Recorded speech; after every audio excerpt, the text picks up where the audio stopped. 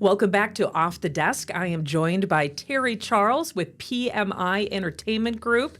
Terry, thanks so much for being here today. It's my pleasure. So we are talking about the Green Bay RV and Camping Expo, which kicks off tomorrow at the Resch Expo.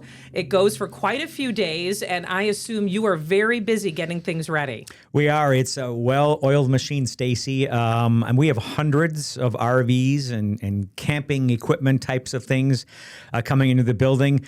That process actually starts at the beginning of the week. All of those campers and RVs are staging either in our parking lot or at Lambeau Field as early as Sunday night. Wow. And Monday.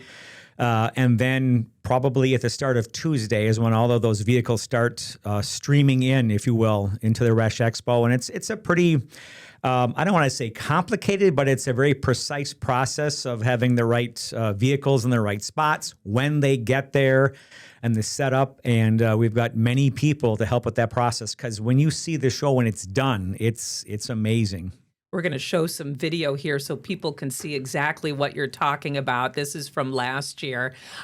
Who can people expect to see this year? I know you have a lot of different RV and camping entities that will be there, campgrounds, all sorts of things. That's the thing. And I want people to understand that, yes, you're going to see a ton of RVs, and that's what the show is. But it really is an event. There are 8 different dealerships there this year, and I think that's as many as we've ever had. I know our staff is excited because they said this show offers a lot. So we've got, for those in the industry or those who are fans of this will know what I'm saying, we've got Class A, Class B, and Class C RV units. We've got fifth wheels, destination trailers, pop-up campers, toy haulers, truck campers, teardrop trailers, park models, and more. So there's a lot of different varieties, I guess, if you will. There should be, if anything you're looking for at any level, should be at the show. So not only is the entire Resch Expo inside filled, which is 125,000 square feet of open space, the entire front of the Resch Expo outside will also have vehicles. So there's so much stuff. And then you mentioned, besides that, all of the area campgrounds are also on display. So even if you have a vehicle and you want to say, well, where should we go this year? What are the possibilities?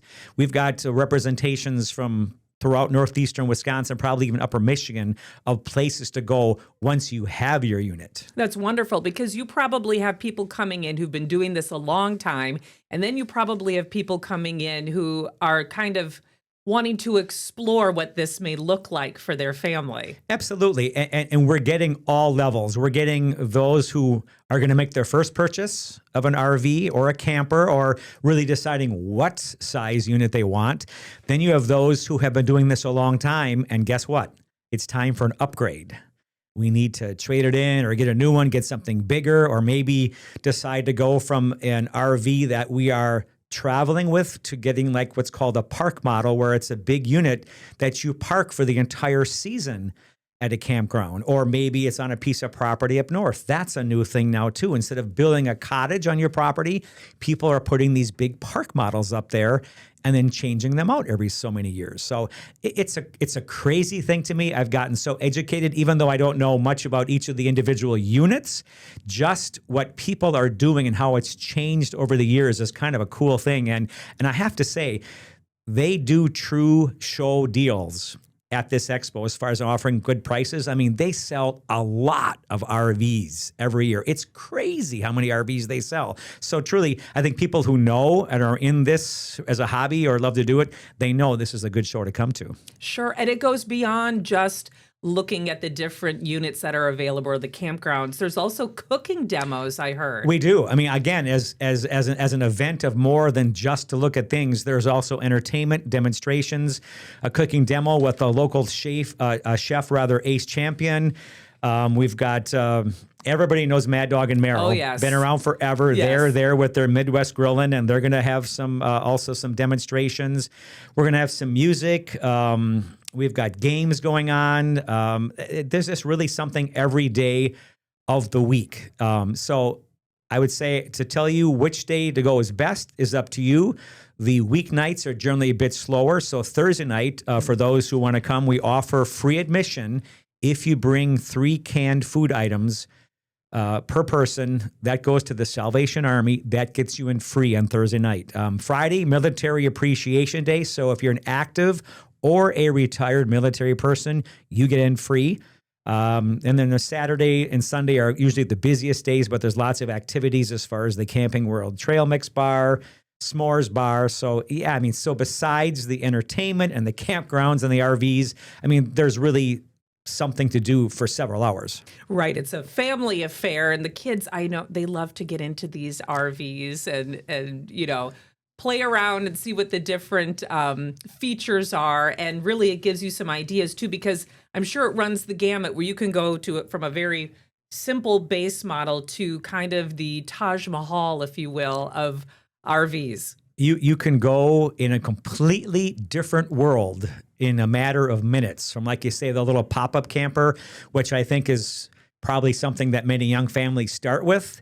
And then you can go to the big, I think the Class A are the big machines that you can actually drive from campground to campground to these big park units that are pulled with a big vehicle, and then they set for several months. So they are truly small houses on wheel. You think about back in the day, like a mobile home or something. This is a mobile home, essentially. It's crazy. It is.